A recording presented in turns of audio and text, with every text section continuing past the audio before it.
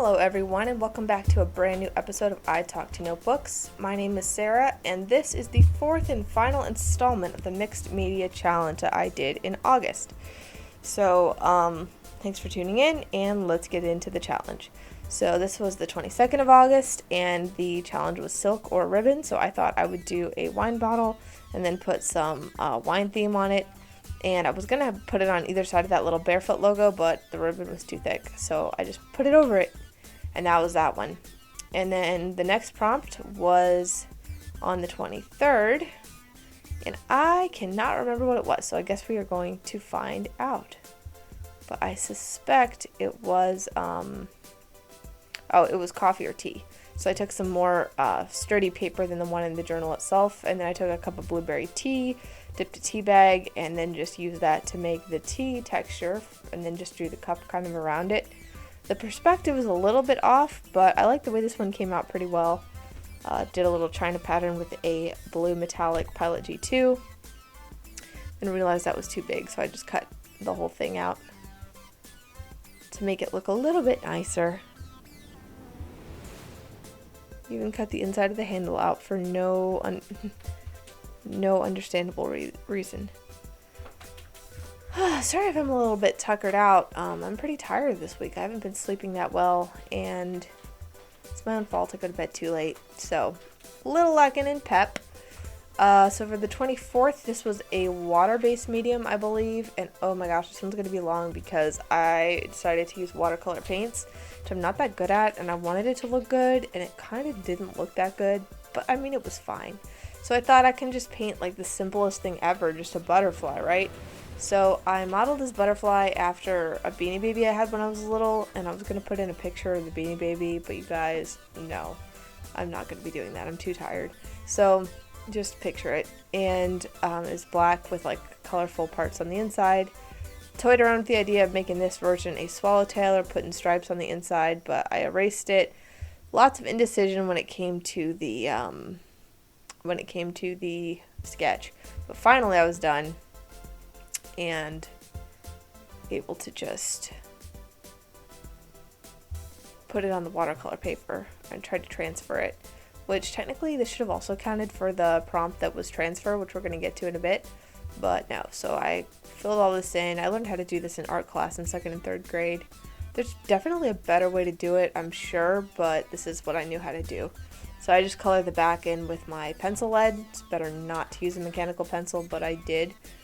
And then I just trace over the lines again really, really firmly to kind of press that graphite on the back side. And see, that's what it looks like.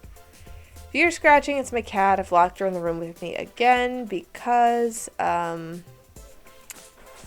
locked her in here because we're having a few cockroaches around, and I've kind of been vacuuming under the furniture to try to make sure that doesn't get more out of hand than it already is. And I've raided a couple of cockroaches that got disturbed, and turns out, funny story, one thing that Raid says, so when I read the bottle, it said kills like ants, roaches, and spiders.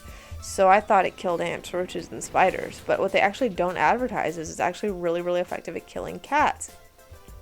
So how my cat hasn't fallen deathly ill is a mystery to me, because I was spraying that stuff, I mean everywhere, and leaving her unsupervised with like puddles of it around the house. But she seems fine so far.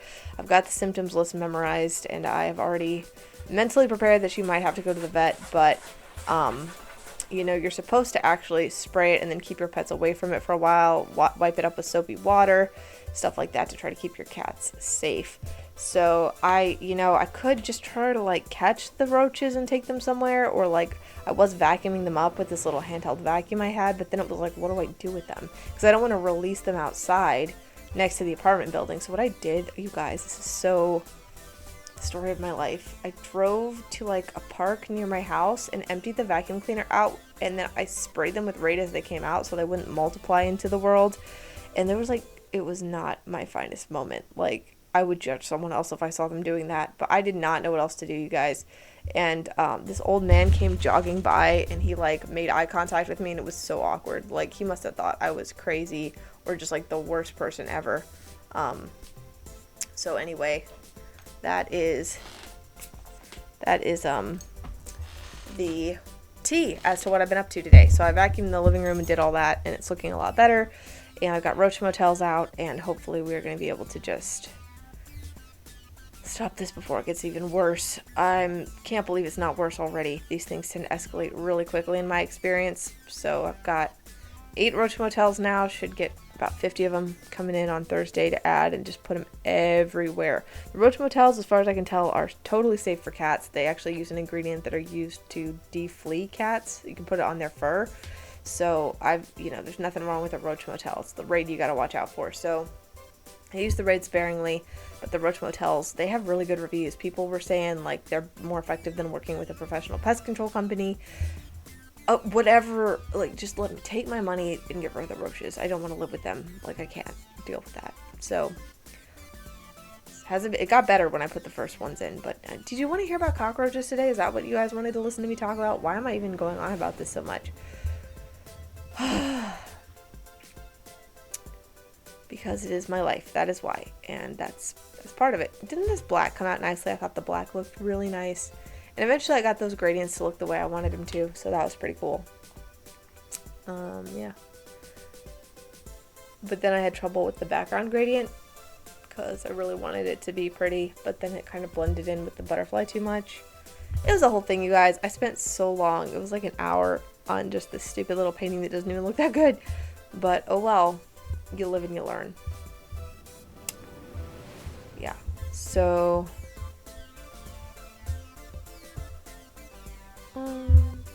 what else is there to even talk about? I have been working, spending some time with friends. And yeah, I'm trying to carve out time to get everything vacuumed. After I record this voiceover, I'm actually going to start vacuuming my bedroom, which is a big undertaking because there's a lot of furniture in here, a lot of stuff in here, and I have no idea how I'm going to vacuum under the bed. I have the entire under the bed is full of clothes, which is like, I don't know, maybe a roach heaven, so I should definitely get under there, but it's just going to be a huge hassle. It's not pleasant, but you know what? It's not as bad as I thought it would be either. I really thought it was going to take me like 4 hours just to do the living room. No cap. I thought it was going to take 4 literal hours, and it took like an hour and a half. So, and that was like a fairly thorough job. So I think to do the bedroom, maybe it'll be like 2 or 3 hours. And that's the worst of it, I think. After that, the other areas that I have to do are a lot smaller and better maintained. Like for example, the bathroom and the kitchen. I clean those pretty regularly as is, everywhere I can reach. So it's not like I have to move a bunch of furniture and like get under it, because I already do that like every week. And yeah, it's going to be a lot more manageable to do that part. And luckily I live in a small place. That's the nice thing about living in kind of a small place, is you don't have a lot of housework that you really have to do. Even if you're really thorough, there is a limit. Oh, the butterfly's done. Okay, so this was for, the prompt was, what am I doing? It was something like, oh, transfer. And I was going to draw like somebody handing somebody something, like a transfer of goods. But man, I cannot draw hands. So I did like a Minecraft villager trading GUI. I know it doesn't really look like it. I just tried to do it from memory. I thought about looking it up and trying to imitate it, but I wanted to just do my best and see how well I could remember it. So we're doing the transfer again, and this time I was a lot more careful because that's like the whole purpose. Actually, Sarah, transfer means something totally different. Okay, I didn't know what it meant. I could have used silly putty or something, I guess. I used that. Then it was lacer doily. I had some cloth doily and some paper doilies, so I was just like, I know, I'll make a dress. So I made a dress. I made the bodice out of the paper doily, and I made the skirt out of the lace doily. And now I literally don't have anything to do with those other doilies. Like nothing to do with them. And I'm kind of low-key considering either donating them or throwing them away, because it's just, I don't have anything to do with them. I don't think I'm going to use them again. But, you know, I feel guilty throwing them away. But donating them, they'll just sit around for a while, because I'm not getting to the donation place for a long time. Then we had layers, and I just took some scraps of stuff I had around. I had like this piece of tartan paper, and then I also had that old McDonald's napkin. You know, Sarah, I think I'm beginning to understand why you have roaches. I do not stand blameless. I don't. You know, I mean, I personally don't think that. I don't know. I don't stand blameless. So, anyways, that's all ripped up. And then I just kind of layered it in with rubber cement and just saw what looked nice. And it really kind of came together. I really liked the way this one turned out. It was not fun for my fingers, which were covered in rubber cement by the end of it, but it was pretty interesting to make.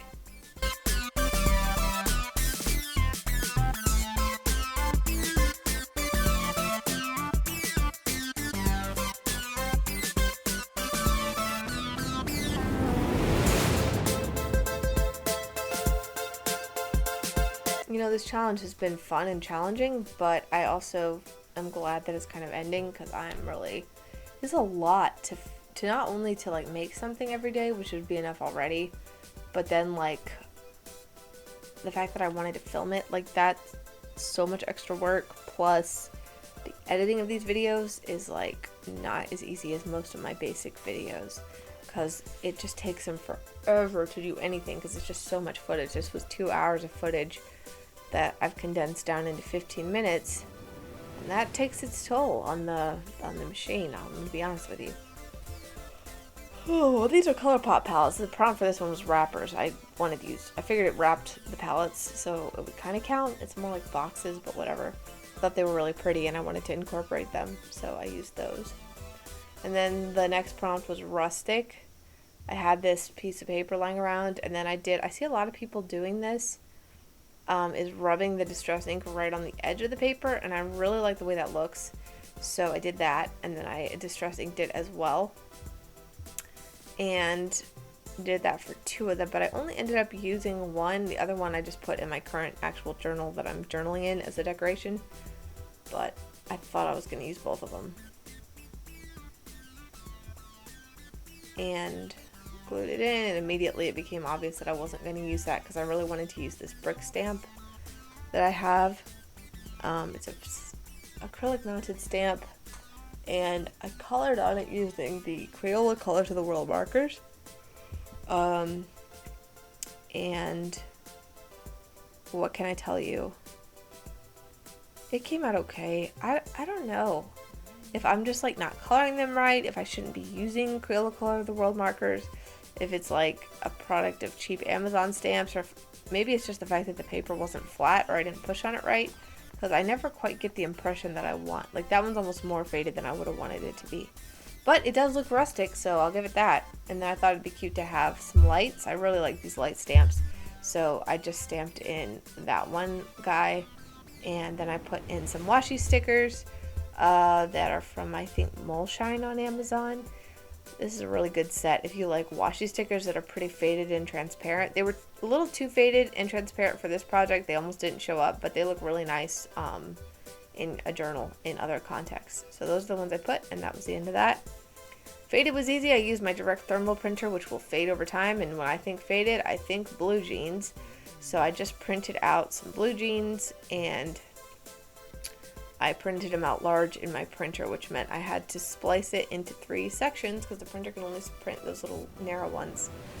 I'm thinking about getting a real printer. I really have been thinking about it a lot. I just can't bite the bullet on it. There's too many cons to go along with the pros. I think eventually I'm going to do it. The time is not right, but I would like to. And then this one was, I cannot remember. This might have been ombre. This was the last day. Oh yeah, it was. So I was gonna do like watercolor again. Well, I did do watercolor, and I wanted to do just like one color and make it an ombre from that to white. And I thought I'd pick yellow, because I guess I hate myself, and I wanted to pick the most challenging color to get a smooth transition from that to white. And I went at it so hard for so long. That was today actually that I did this one, and did my best. I thought it would be good practice to get used to like watercolor and how it spreads, and I don't know what I would do if I had to do this challenge. I mean, for real, because I mean, just look, it's so challenging to get enough at the top and then have it smoothly fade out to the bottom and to distribute the water that way. My problem with watercolor is that it just ends up getting wet all over the page. I don't know. I mean, it definitely, you can tell it's supposed to sort of be ombre, but I keep losing the really smooth effect that I wanted. There's so much white on the bottom and barely any yellow at the top. So I tried to go sideways thinking that would help. And it was a little better for a while, but then I couldn't smoothly blend out the rest, and then it got all white, and there was nothing I could do. So then I decided it was time to try some different colors, because an ombre doesn't just have to be from white to something. It can be, I don't know, maybe it does, but I was done with that. So it was time for sunset colors, which no one could have seen coming. So I just blended red and orange into the yellow and made an ombre that way.